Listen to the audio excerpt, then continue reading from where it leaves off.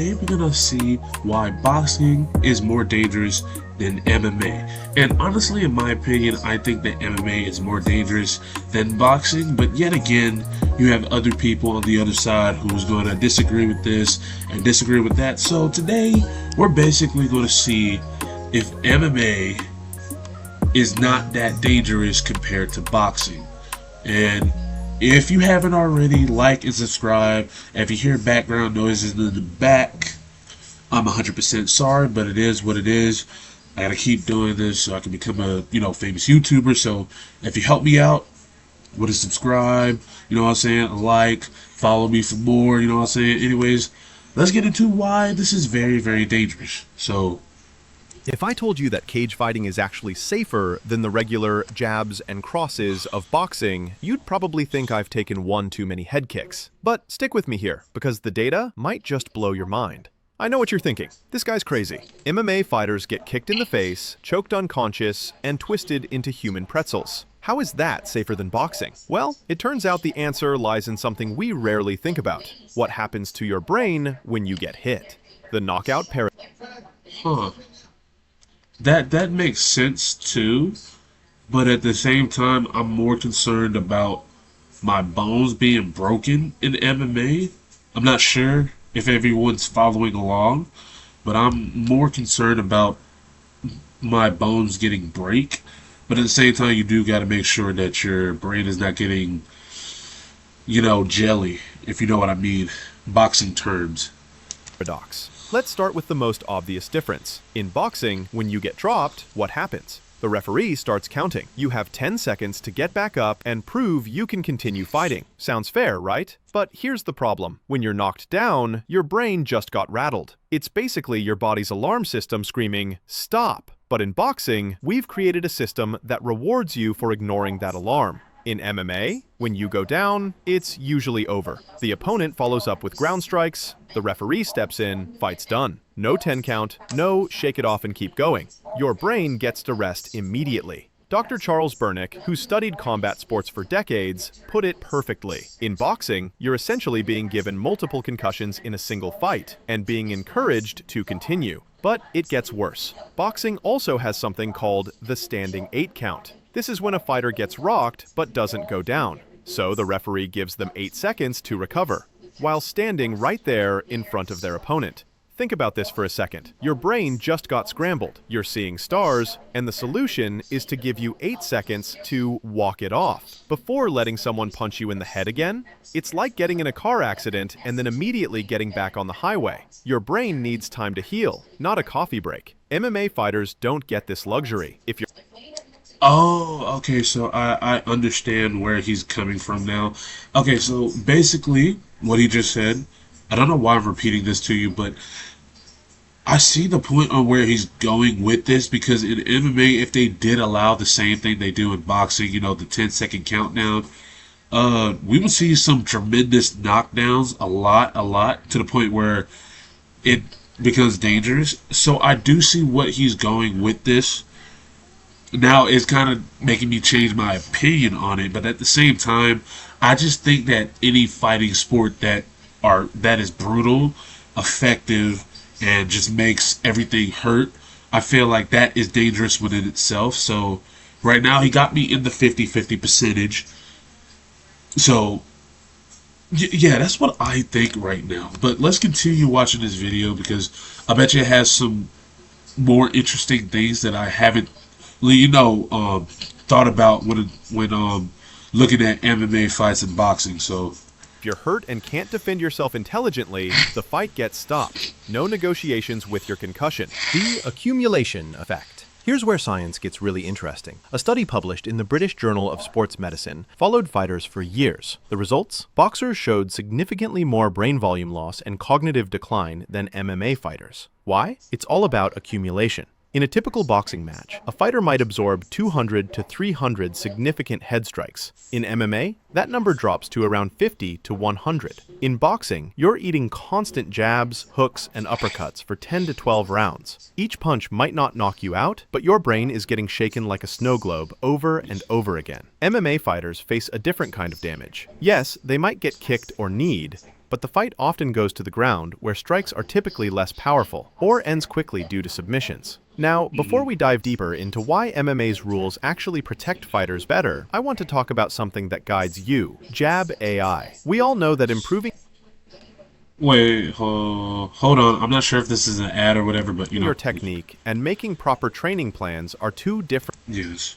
Yeah, this is an ad, so we're gonna skip the ads. We don't like ads on this channel. So we're skipping it. Okay, right to the ending, and here we go. Let's get back to why your brain prefers submissions over slugfests. The submission factor. This brings us to one of MMA's biggest safety advantages, submissions. Now, getting choked unconscious sounds terrifying, but from a brain health perspective, it's actually genius. When someone gets submitted, there's zero brain trauma. You go to sleep, wake up a few seconds later, and your brain is completely fine. Compare that to getting knocked out by a punch, where your brain literally bounces off the inside of your skull. Legendary fighter Fedor Emelianenko once said, "I'd rather be submitted 100 times than knocked out once." The guy who was arguably the greatest heavyweight ever understood something most people don't. Your brain keeps score, and knockouts cost way more points. The glove conspiracy. Here's something that'll mess with your head. Boxing gloves might actually make the sport more dangerous, not less. I know. Yeah, it does, because I've heard of studies where back in the day they used bare knuckles to fight. Back in the day, they take a pose like this, and they say that was way more safer than using the gloves. I kind of agree with that because you have some people, probably like Mike Tyson. He was a I would call him a brawler because he was mostly knocking out people with just those gloves. They say that he had no padding in them, but I'm not sure if this relates to the whole thing. So maybe get that out the way. I think the reason that it's very dangerous with boxing gloves, I think is because of the weight that they have behind them. So I'm not sure. Hopefully he explains it in this video, but that's what I'm thinking right now because if you have something that, for instance, like a baseball bat to hit, a baseball, is a lot of weight to it. So when you kind of like swing it, the momentum comes off your body to the bat and it hits the ball. And I feel like that's what the boxing gloves do. So I could be wrong and I could be right, but I want to see where this leads to. No, I know. Bigger gloves equals more padding equals safer, right? Wrong. Boxing gloves are designed to protect your hands, not your opponent's brain. They let you throw harder punches without breaking your knuckles. Dr. Anya Hurlbert from Newcastle University found that padded gloves can actually increase the force transmitted to the brain. I am kind of right because because like the example that I gave earlier, having a baseball bat and all that momentum from you swinging it with your hips all the way down to your shoulders, to your hands, through the bat, and the bat has most of the weight onto it. Then you swing it around. Yeah, I see why it's dangerous. Because it's just like, like bringing. And because I feel like anything that has momentum to it, especially with weight that's on your, like, not on your momentum, but like the baseball bat example that I gave y'all, anything that represents that kind of motion to momentum is going to be deadly regardless, especially in fighting sports. Like, for instance, a kick in Taekwondo. I see how they spin around in the air and they just kick their opponents literally off of that spinning momentum. So I see what they're saying with this. This makes a lot more sense. So I got to give it to him. MMA, those little 4-ounce gloves, they hurt your hands if you throw sloppy punches. This naturally makes fighters more technical and less likely to throw wild haymakers. Plus, when someone does get dropped, the fight usually ends immediately instead of continuing for several more rounds. The frequency factor. Let's talk about fight frequency. Elite boxers might fight 3 to 4 times per year if they're active. But here's the thing, they're constantly sparring hard in training camps. That's where a lot of the damage actually happens. MMA fighters typically fight 2 to 3 times per year. And And you got to keep it in account too that most of these boxers don't do this on a day-to-day basis where they get their heads rocked multiple times by just jumbling their brain up, and it caused two permanent injuries and all of that stuff. Probably probably it happens to like nah, probably I can't say that. Let me just not say it. Their training is more varied. One day they're grappling, zero head trauma. The next day they're working kicks on pads, then ground and pound. The constant head trauma of boxing training just doesn't exist in the same way. Plus, MMA has something boxing doesn't: variety in how fights end. About 50% of UFC fights end in submissions or decisions with minimal head trauma. In boxing, almost every fight involves significant headshots for multiple rounds. The data doesn't lie. The Association of Boxing Commissions tracks fighter fatalities. Since 1890, there have been over 500 documented deaths in boxing. In MMA's entire... Wait, just by head trauma? Just by head trauma. So okay, so we got to take this into account. So your brain is the most valuable piece of, not equipment, I'm thinking of machinery, excuse me. Your brain is the most important thing on your body because it's the most powerful thing in your body that controls everything that's in your body. Now, if if that gets tossed around or whatever, you could lose some motor functions, like the ability to make sense while you're talking. You know what I'm saying? Like most of these boxers who box, some of them have that condition where they're just talking. They're talking somewhat funny, if I can say that right. So just by that number alone, some fighters, especially like in like MMA, boxing, anything that has to do with striking, when it comes on to practice, they don't spar like that because of the head trauma that they can give them. And I 100% agree with this because it is just it's just putting yourself through more danger. So I get where they're coming from, and it just is what it is. We just got to be careful of what we do. We can't just go out, like, especially during practice. Like when I was doing wrestling, like I didn't want to go all out, but at the same time you had to in order to do what you were good at doing in wrestling. And yeah, that's what happened though. So not what happened, but that's how it goes down in certain places. But that's a grappling game, so it really doesn't compare anything to actual striking, if you know what I mean. Entire modern history, less than 30. But fatalities only tell part of the story. The real damage is the stuff you can't see. The chronic traumatic encephalopathy, CTE, the memory loss, the personality changes that show up years later. And sometimes, the damage is devastatingly visible. In 2015, Puerto Rican boxer Prichard Colon was just 23 years old when he fought Terrell Williams. During the fight, Colon complained multiple times about rabbit punches, illegal shots to the back of the head. The referee didn't stop the fight. Within hours, he was in a coma.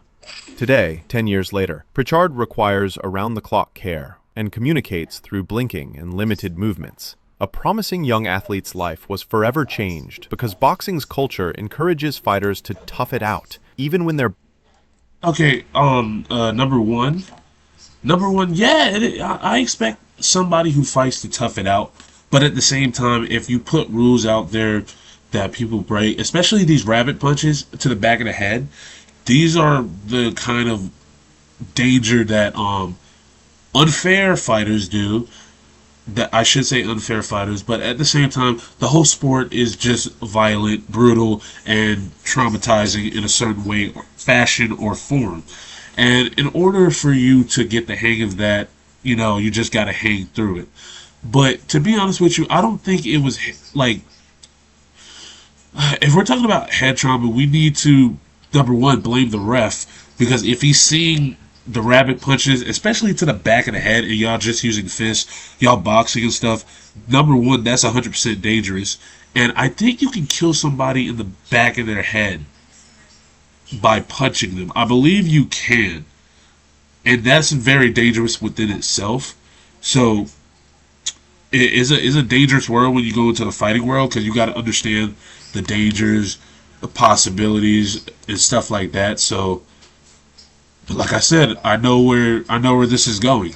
Brain is screaming for help. The irony is beautiful. The sport that looks more violent is actually kinder to your brain. Boxing, with its gentleman's rules and longer gloves, creates a perfect storm for cumulative brain trauma. Conclusion. So, next time someone tells you that MMA is barbaric, remind them that sometimes science tells us uncomfortable truths. The cage might look scarier than the ring, but your neurons would disagree. What do you think? Does this change how you view these sports? Let me know in the comments. And Okay, so overall, the video has ended, and my conclusion kind of changed because in the beginning I did say that I think MMA is much dangerous than boxing, but since I got this example, boxing is a little bit more dangerous than MMA due to the constant concussions that you get. I understand it now because if we go to something that doesn't involve fighting, like for instance rugby, American football, these two like they just run through people, but at the same time while running through people you also get CTE, concussion. I mean, like when you're hitting somebody, especially when you're as they call it, trucking somebody, your brain also moves along with it. And even in wrestling, I think you can do this due to a bunch of slamming, especially hard slamming too, because somebody did break their neck, and it could actually, rattle their brain a little bit. But at the same time, um, it is a dangerous world, dangerous sport in that world or in that region, the fighting world in that region. Um, it changed my opinion on boxing and why it's very dangerous and why they say that fighting, like when you were doing like boxing with bare knuckles, it was much more safer. So this changed my opinion a little bit though. Huh. Well, there's the video, I guess. Well, we learned today that boxing is dangerous due to a bunch of concussions.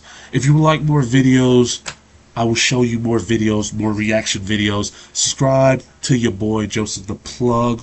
I also have another channel due to storytelling. I have to post on there. I'm working on it, the project, and you can join my TikTok where I just, say a bunch of random stuff that actually does make sense. Hopefully it does. Hopefully you get out there. But anyways, thank you for watching.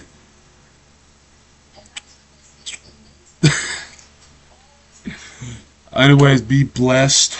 God loves you. And stay safe out there. Anyway, see ya and good night because it's almost my bedtime. Yeah, I know, right? Anyway, see ya.